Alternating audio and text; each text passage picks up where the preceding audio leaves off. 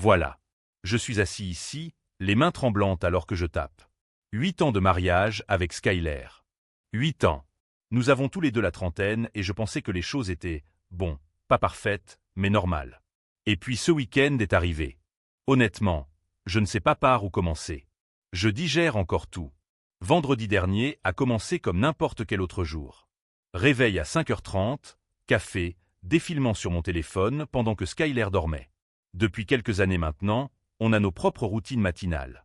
Elle dit que mon emploi du temps de lève-tôt perturbe son sommeil, alors on a des réveils séparés.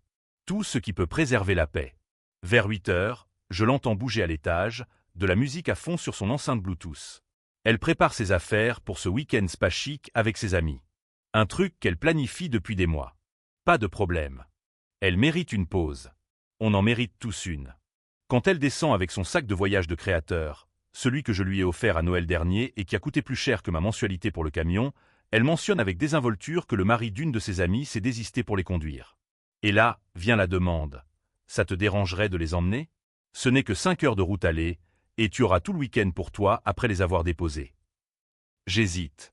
Ça fait beaucoup de route en une journée, et j'avais prévu d'aller pêcher avec Hugo samedi. Mais Skyler fait cette chose où elle penche la tête et me lance ce regard, et j'ai cédé comme d'habitude. Ça deviendra important plus tard. Donc, à 10h, je suis au volant avec Skyler à côté et ses 3 amis, Laura, Allé et Ruth, entassés à l'arrière avec leurs sacs et leurs glacières à provisions. La première heure s'est bien passée. Musique, tout le monde bavardant de choses normales. Je suis resté plutôt silencieux, concentré sur la route pendant qu'elles parlaient de gens que je ne connais pas. À la 3e heure, elles avaient vidé 2 bouteilles de margarita pré-mélangées, celles qu'on trouve dans les sachets en supermarché. Pas assez pour être ivre, mais assez pour qu'elles s'énervent et commencent à oublier que j'étais là. C'est à ce moment-là que c'est arrivé. Elles parlaient de mariage et de relations. Laura se plaignait que son copain n'écoutait jamais et qu'elle devait le harceler pour chaque petite chose. Puis Skyler, ma femme, intervient avec « Honnêtement, c'est comme un chien de sauvetage. Tu le nourris, il remue la queue. Tellement facile à contrôler. » La voiture est devenue complètement silencieuse pendant 3 secondes. Puis elles ont toutes éclaté de rire. Toutes. J'ai littéralement senti ma prise sur le volant se resserrer. Mes jointures sont devenues blanches, mais je n'ai rien dit. J'ai continué à conduire comme si je n'avais rien entendu, même si je suis sûr que mon visage était rouge écarlate. Elles ont dû réaliser que je pouvais les entendre parce qu'elles ont changé de sujet juste après. Mais le mal était fait. Pendant les 2 heures restantes, j'ai repassé ces mots dans ma tête encore et encore. Chien de sauvetage, tellement facile à contrôler. 8 ans, 8 d'années ensemble, et c'est comme ça qu'elle me voit. Un animal pathétique qu'elle a dressé. Quand on est arrivé là-bas, elle n'a même pas dit merci. Elle a juste claqué la porte et m'a dit « N'oublie pas de laver les draps avant mon retour. Il pue comme toi. » J'ai conduit 5 heures en silence pour rentrer. Hier, elle s'est pointée en pleurs à ma porte, me suppliant de parler. Je conduisais toujours, répondant à leurs questions par monosyllabes quand c'était nécessaire, mais surtout, j'étais engourdi. Quand on est enfin arrivé à ce complexe hôtelier de luxe à la montagne, tout en verre et en pierre, qui coûte probablement plus cher la nuit que mon hypothèque mensuelle, Skyler et ses amis se sont précipités dehors avec leurs valises. J'ai voulu les aider, mais elles avaient déjà tout attrapé. Skyler ne m'a même pas regardé en s'éloignant. Elle a juste lancé par-dessus son épaule qu'il ne fallait pas que j'oublie de laver les draps avant son retour, parce qu'il puait ma sueur. Et elle a ri. Elles ont toutes ri. Je suis resté planté là à côté de ma voiture, les gens allaient et venaient autour de moi à l'entrée de l'hôtel, et j'avais l'impression d'avoir reçu un coup de poing dans le ventre. 8 ans. Et elle n'était même pas capable de dire merci pour les 10 heures de route que je venais de me farcir. Juste, il puait à sueur. C'était tout. Le trajet du retour a été les 5 heures les plus longues de ma vie. Pas de musique, pas de podcast, juste moi et mes pensées sur une autoroute déserte. Chaque conversation, chaque dispute, chaque compromis qu'on avait fait au fil des ans a commencé à repasser dans ma tête. Mais avec une nouvelle perspective, est-ce qu'elle m'avait manipulé tout ce temps? Je me souviens que j'ai abandonné mes soirées entre mecs parce qu'elle disait que c'était puéril. Ou qu'on passait toujours les fêtes de fin d'année avec sa famille parce que la mienne était trop chaotique. Et quand je voulais utiliser ma prime pour réparer ma voiture de collection, mais que cet argent a fini par servir à acheter de nouveaux appareils de cuisine, quand je me suis garé dans notre allée, il était presque minuit. La maison me paraissait différente, plus froide. J'ai erré de pièce en pièce, en voyant vraiment les choses pour la première fois. Qu'il n'y ait littéralement aucune photo de ma famille nulle part. Que mes affaires soient toujours cachées dans des tiroirs, tandis que les siennes sont exposées. Que même la putain de machine à café soit celle qu'elle voulait, pas celle plus simple que je préférais. Je me suis assis à notre ordinateur de bureau pour consulter mes emails avant d'aller me coucher. Skyler protège son ordinateur portable avec un mot de passe. Un gros drapeau rouge, non? C'est là que j'ai remarqué qu'elle ne s'était pas déconnectée de ses réseaux sociaux. Je n'ai jamais été du genre à fouiner, mais après ce que j'avais entendu dans la voiture. 2 heures plus tard, je faisais encore défiler des années de messages entre elle et ses amis, des messages sur moi, sur la façon dont elle m'avait dressé pour lui donner ce qu'elle voulait, sur la façon dont elle provoquait délibérément des disputes quand j'abordais des sujets qui comptaient pour moi, sur la façon dont elle et Laura se moquaient de leur projet, c'est-à-dire moi et le petit ami de Laura. C'était comme lire un récit sur un étranger, ou pire, lire un récit sur moi-même du point de vue de quelqu'un qui me considère comme une blague. Je n'ai pas dormi cette nuit-là. Au matin, quelque chose avait changé en moi. La douleur était toujours là, mais en dessous, il y avait autre chose. Quelque chose de chaud et de tranchant qui rendait mes mains stables au lieu de tremblantes. J'ai pris une décision sur le champ. J'en ai marre d'être le chien de sauvetage de quelqu'un. Ce matin, j'ai appelé Hugo. Je vais avoir besoin de son aide. Skyler sera de retour lundi, s'attendant à ce que son animal de compagnie bien dressé l'attende en remuant la queue. Elle se trompe lourdement. Première mise à jour, waouh! Tout d'abord, merci à tous pour votre soutien sur mon dernier post. Ça m'a touché différemment. Lire des centaines de commentaires de parfaits inconnus qui comprenaient exactement ce que je ressentais. Ça m'a permis de tenir le week-end. Cela fait 4 jours que j'ai déposé Skyler et ses amis à ce centre de spa. 4 jours que j'ai entendu ma femme de 8 ans me traiter de chien de sauvetage. 4 jours des expériences les plus révélatrices de ma vie. Vous vous souvenez que j'ai mentionné avoir trouvé ces messages sur les réseaux sociaux? Ce n'était que la partie émergée de l'iceberg. Après avoir posté ici, j'ai décidé de creuser plus profondément pendant qu'elle était encore absente. J'avoue, je n'en suis pas fier, mais j'ai tout passé au crible. Notre ordinateur portable commun, les sauvegardes de son ancien téléphone, nos relevés financiers, l'intégralité. Ce que j'ai découvert m'a littéralement rendu malade. Commençons par l'argent. Il s'avère que nous n'avons pas autant d'économies que je le pensais. Depuis 3 ans, Skyler a discrètement transféré de l'argent de notre compte joint vers un compte privé dont j'ignorais l'existence. Pas des sommes astronomiques d'un coup, mais entre 2 cents et 5 cents dollars chaque mois. Ça finit par faire plus de 20 000 dollars. Notre argent. L'argent que nous étions censés économiser pour la compte d'une maison plus grande. En vérifiant nos relevés de carte de crédit, dont elle insistait toujours pour s'occuper, j'ai découvert qu'elle cachait également des achats. Des choses qu'elle me disait être en solde ou un cadeau de sa mère ont en réalité atteint la limite de notre carte de crédit. Le pire, c'est qu'elle ne payait que le minimum tout en me disant que tout était payé intégralement. Ensuite, j'ai trouvé quelque chose qui m'a fait bouillir le sang. Une conversation par SMS avec Laura de Noël dernier, juste après que je lui ai offert ce sac de voyage hors de prix. Skyler, je viens d'ouvrir le cadeau de R. Encore un sac hors de prix à ajouter à la collection. MDR. Laura, au moins, il est cohérent. Mieux que Frank qui m'a offert un mixeur. Skyler, je l'ai dressé il y a des années. Je fais comme si j'étais super excité par un truc de marque, et il pense que c'est tout ce qu'il aura jamais besoin de m'offrir. Les hommes sont tellement simples. Laura, tu es la maitre. Enseigne-moi tes secrets.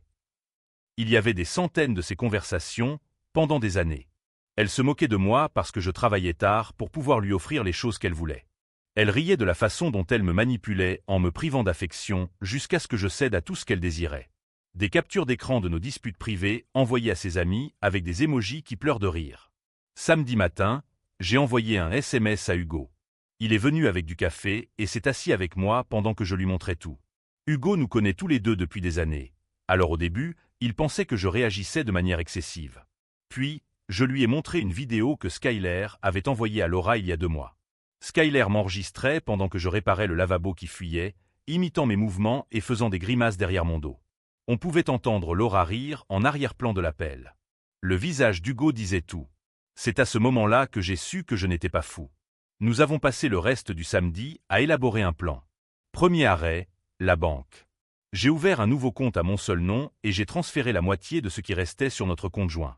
J'ai laissé suffisamment pour les factures en attente, mais j'ai protégé ce que je pouvais. Pas pour me venger, juste pour me protéger. Ensuite, nous avons passé en revue nos dépenses mensuelles. Il s'avère que je payais des abonnements que je n'utilisais jamais. Des kits de repas que seule elle mangeait. Et ces trucs mensuels de soins personnels qui coûtaient plus cher que le paiement de ma voiture. J'ai tout annulé sauf les factures essentielles de la maison. Dimanche matin, j'étais lancé. J'ai appelé un serrurier et j'ai fait changer toutes les serrures. J'ai emballé soigneusement ses vêtements et ses effets personnels. Je ne suis pas un monstre, et je les ai déménagés dans un box de stockage. J'ai payé 30 jours d'avance et j'ai envoyé les détails par SMS à sa sœur, le seul membre de sa famille que je respecte encore. Puis est venu le plus dur, le dire aux gens. Je déteste les drames, mais j'avais besoin d'alliés. J'ai créé un message simple avec des captures d'écran de ces pires SMS à mon sujet, et je l'ai envoyé à nos amis les plus proches et à ma famille.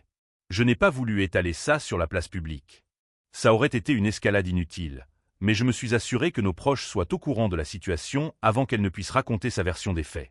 Les réactions ont été mitigées. Ses amis, évidemment, ont pris son parti. Elles m'ont accusé d'être intrusif pour avoir lu ces messages. Peu importe. Ma famille m'a soutenu, même si ma mère a suggéré qu'on essaie d'abord une thérapie de couple. Désolé, maman, mais on ne fait pas de thérapie avec quelqu'un qui te considère comme un animal de compagnie. La réaction la plus surprenante est venue du frère de Skyler. Il m'a appelé dimanche soir et m'a dit qu'il se doutait depuis des années que quelque chose n'allait pas. Apparemment, Skyler a toujours été comme ça, à manipuler les situations pour obtenir ce qu'elle voulait. Il s'est excusé de ne rien avoir dit plus tôt. Toute la journée de dimanche, ses textos ont défilé. D'abord désinvolte. « Salut, chérie. Je passe un super moment. » Tu me manques. Puis confus. « Pourquoi tu ne réponds pas? Tout va bien? » Le dimanche soir, ils sont devenus exigeants. « Réponds à ton téléphone maintenant. » Ce n'est pas drôle. Je n'ai répondu à aucun d'eux. Le lundi matin, hier, j'ai pris un jour de congé et j'ai commencé à reprendre possession de notre maison. J'ai réaménagé les meubles comme je le voulais. J'ai enlevé toutes ces conneries, vivre, rire, aimer, qu'elle insistait pour accrocher partout. J'ai commandé un nouveau matelas. Elle s'est toujours plainte que mon matelas lui faisait mal au dos, alors j'ai dormi sur le côté pendant des années pour ne pas l'abîmer. J'ai changé le mot de passe du Wi-Fi, les mots de passe des plateformes de streaming, je l'ai retiré de mon forfait téléphonique et je l'ai dissocié de tous mes comptes. J'ai même regardé de vieilles photos de famille et j'ai trouvé celles qui me rendaient astérisque vraiment astérisque heureux. Pas seulement les photos parfaites et posées qu'elle approuvait pour nos murs. J'avais l'impression de sortir d'un coma. Comment n'ai-je pas vu ça plus tôt? Vers 16h hier après-midi, la notification de ma caméra de sonnette a sonné. Elle était là, sur le porche avec son sac de voyage, l'air confuse en regardant la nouvelle poignée de porte. Je l'ai regardée à travers l'application essayer sa clé, puis commencé à frapper à la porte. Je n'ai pas répondu. Elle a appelé 14 fois en 20 minutes, laissant des messages vocaux qui ont évolué de la confusion à la colère en passant par des supplications larmoyantes. Le dernier disait simplement qu'elle allait chez Laura et qu'elle me laisserait de l'espace jusqu'à ce que je me calme. Ce matin, j'ai rencontré un avocat, j'ai entamé la procédure de divorce. Ça va être compliqué. Nous avons la maison, quelques investissements, 8 ans de vie entremêlés, mais je m'en fous maintenant. Si je dois tout recommencer à 34 ans, qu'il en soit ainsi. Elle s'est pointée à mon travail il y a 1 heure. Mascara qui coule, yeux bouffis, l'image parfaite de la détresse. Tout le monde la regardait. Elle a fait une scène en demandant ce qu'elle avait fait de mal, pourquoi j'avais changé les serrures, s'il y avait quelqu'un d'autre. Je l'ai juste regardé et j'ai dit « Je ne suis plus ton chien de sauvetage ». L'expression sur son visage, elle savait exactement ce que je voulais dire. Puis elle a commencé à pleurer en disant qu'elle ne pensait pas ce qu'elle disait, que je prenais une blague entre amis trop au sérieux, que j'avais violé sa vie privée en lisant ses messages. Je me suis juste éloigné et je suis retourné au travail. Elle n'arrête pas de faire sonner mon téléphone depuis. Laura, Ruth et Allais ont tout envoyé des textos aussi, me disant que j'étais enfantin et cruel, que je gâchais 8 ans pour un seul commentaire. Mais on sait tous que ce n'était pas qu'un seul commentaire, n'est-ce pas? C'était 8 ans de mensonges. Skyler va passer à la maison. Elle dit qu'on doit parler en face à face. D'accord, mais uniquement parce que j'ai 8 années de reçu à lui montrer. 8 années à être traité comme un animal dressé qui existe pour lui faciliter la vie. Je ne sais pas ce qui va se passer ensuite, mais pour la première fois depuis des années, je prends mes propres décisions, et c'est, bon. Dernière mise à jour. Bon, ce sera probablement ma dernière mise à jour sur toute cette situation. Ces 2 dernières semaines ont été un chaos absolu, et j'essaie encore de digérer tout ce qui s'est passé. Merci à tous ceux qui ont suivi et offert des conseils. Vous avez été la voix de la raison quand j'en avais le plus besoin. Alors, où en étions-nous? Ah oui, Skyler était censé venir parler après que j'ai changé les serrures et mis ses affaires dans un entrepôt. Au départ, elle a essayé d'amener son père comme renfort. Mais elle a finalement accepté de venir seule. J'ai passé cet après-midi à organiser les preuves que j'avais recueillies. Relevé bancaire, facture de carte de crédit, capture d'écran de texto, Tout étalé sur la table à manger comme une exposition de musée déprimante de notre mariage. Hugo est passé avant et m'a aidé à configurer mon téléphone pour enregistrer la conversation, légale dans mon état, vérifiée avec mon avocat. À 19h30, la sonnette a retenti. J'ai vérifié l'application de la caméra. Juste Skyler, qui avait l'air étonnamment normal, pas l'amas de larmes d'avant. Elle s'était coiffée, maquillée et portait la robe bleue que j'aimais toujours. Tactique de manipulation classique. Quand j'ai ouvert la porte, la première chose que j'ai remarquée, c'était l'odeur de son parfum, le parfum cher qu'elle ne porte qu'aux occasions spéciales. Elle s'est immédiatement avancée pour me faire un câlin, que j'ai esquivé, lui faisant signe d'entrer sans la toucher. Les 10 premières minutes ont été honnêtement surréalistes.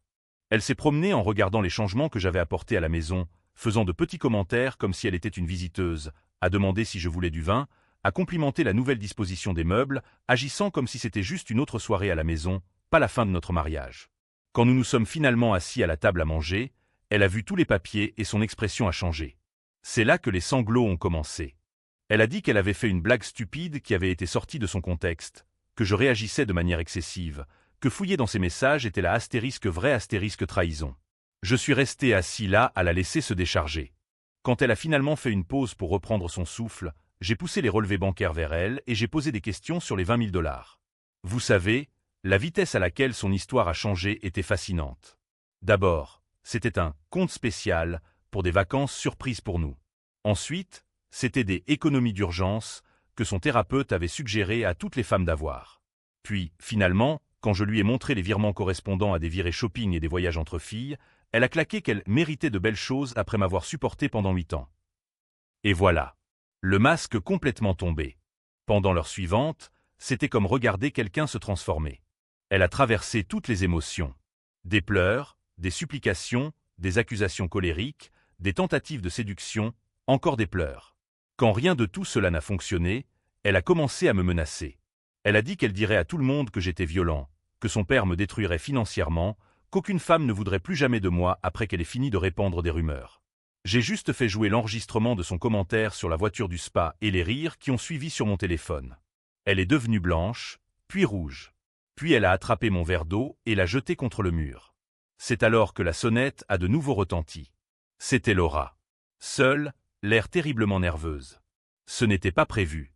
Il s'est avéré que Laura était assise dans sa voiture dans la rue depuis près d'1 heure, se donnant le courage de venir me parler. Skyler était furieuse, accusant immédiatement Laura de la trahir. Ce qui a suivi a été le rebondissement que je n'avais jamais vu venir. Laura avait apporté ses propres preuves. Des captures d'écran de conversation que *je* n'avait pas trouvées, y compris les messages de Skyler pendant le week-end au spa, se vantant de me tromper avec son patron, prévoyant de monter en gamme, une fois qu'elle aurait obtenu une promotion qu'il lui avait promise. Il y avait aussi des photos. Absolument pas ce qu'on pourrait appeler des interactions conviviales au travail. Je me suis juste assis sur le canapé et j'ai ri. Rire, vraiment. 8 années de ma vie avec quelqu'un qui me considérait comme un simple tremplin. Laura m'a regardé, puis a regardé Skyler, et lui a demandé comment elle pouvait me faire ça après que je l'ai si bien traitée. Elle a dit qu'elle se sentait coupable depuis des mois en voyant Skyler me manipuler et se moquer de moi. Que cette remarque dans la voiture avait été la goutte d'eau qui a fait déborder le vase. Skyler a complètement pété les plombs. Elle a insulté Laura de tous les noms. Elle a dit qu'elles étaient amies depuis 15 ans et que c'était comme ça qu'elle la remerciait. Laura a juste répondu calmement, peut-être qu'on n'aurait pas dû être amis aussi longtemps. Après le départ de Laura, Skyler a tenté une dernière approche. Elle a prétendu avoir besoin d'une aide financière jusqu'à ce qu'elle puisse se remettre sur pied. Qu'on pourrait négocier un accord de séparation sans avocat. Qu'elle signerait tout ce que je voulais si je lui redonnais simplement accès à nos comptes. Je lui ai tendu la carte de visite de mon avocat et je l'ai raccompagnée à la porte. Elle s'est tenue sur le porche en pleurant, sincèrement cette fois, me demandant si ces 8 années n'avaient rien signifié pour moi. J'ai simplement répondu, elles ont signifié tout pour moi. C'est pour ça que ça fait si mal. Puis j'ai fermé la porte. Les 2 semaines suivantes ont été un mélange de calme et de chaos. Calme parce que je redécouvre qui je suis sans quelqu'un qui critique constamment mes choix. Chaos parce que le divorce est un processus compliqué, surtout avec quelqu'un qui se bat contre à chaque étape. Skyler a essayé différentes tactiques avec nos amis et notre famille. Elle a raconté à certains que j'avais une liaison, à d'autres que je faisais une dépression. La plupart des gens ont vu clair dans son jeu, surtout après que j'ai partagé ses captures d'écran, mais c'est quand même épuisant. Le démêlage financier a été un cauchemar. Elle a dépensé 2000 $ de plus sur notre carte de crédit commune avant que je puisse la bloquer complètement. Mon avocat dit qu'on peut ajouter ça à l'accord de divorce, mais ça m'énerve quand même. Son père m'a appelé la semaine dernière, non pas pour me menacer comme je m'y attendais, mais pour s'excuser. Il a dit que sa femme lui avait encouragé son comportement toute sa vie, et il était désolé que je me sois retrouvé pris au piège. Bizarrement, cette conversation m'a touché plus que tout le reste. Ça m'a fait réaliser que Skyler ne changera probablement jamais. Cela fait 6 semaines maintenant depuis ce trajet en voiture. Le divorce avance. Nous allons vendre la maison et partager le produit, moins l'argent qu'elle a pris, selon mon avocat. Je loge temporairement chez Hugo en attendant de trouver un appartement. Hier soir, j'ai eu mon premier rendez-vous depuis la fac qui n'était pas avec Skyler. Rien de sérieux, juste un café avec quelqu'un qu'un ami m'a présenté. C'était maladroit et un peu inconfortable, mais aussi agréable d'avoir juste une conversation normale avec quelqu'un qui semblait sincèrement intéressé par ce que j'avais à dire. Je ne sais pas ce que l'avenir me réserve, mais je sais que je ne redeviendrai plus jamais le chien de sauvetage de quelqu'un. J'ai commencé à poser des limites à tout le monde dans ma vie. J'ai perdu quelques amis qui n'étaient apparemment amis qu'avec Astérisque le couple Astérisque, mais ceux qui sont restés sont ceux qui comptent. À tous ceux qui se trouvent dans une situation similaire et qui se demandent s'ils ne réagissent pas de manière excessive, faites confiance à votre instinct. Si quelque chose ne va pas, c'est probablement le cas. Vous méritez mieux que d'être le projet personnel ou le punching ball émotionnel de quelqu'un. Quant à Skyler, la dernière fois que j'en ai entendu parler, elle vivait chez ses parents et racontait à qui voulait l'entendre que Astérisque c'est moi Astérisque le méchant dans cette histoire. Laura a dit que son patron avait rompu quand l'histoire du divorce a commencé à faire des vagues. Apparemment, il est marié, lui aussi. Le karma est une paix, je suppose. J'ai encore des moments où la vie que Astérisque je croyais Astérisque avoir me manque. 8 ans, c'est long à effacer, mais ensuite je me souviens de la Astérisque vraie Astérisque relation sous toutes mes illusions, et je sais que j'ai fait le bon choix. Merci de m'avoir écouté, Reddit. Vous avez été mon psy à travers tout ça. Peut-être que je ne vous donnerai plus de nouvelles avant qu'un événement majeur ne survienne, mais je voulais que vous sachiez que votre soutien m'a aidé à retrouver la force de me tenir droit quand j'en avais le plus besoin. Je me souviens encore de cette période sombre, où l'incertitude et le doute me rongeaient. Vos paroles, vos encouragements, ont été comme une lumière dans l'obscurité. Honnêtement, je ne sais pas comment j'aurais fait sans vous. J'ai senti une énergie nouvelle, une détermination que je pensais avoir perdue à jamais.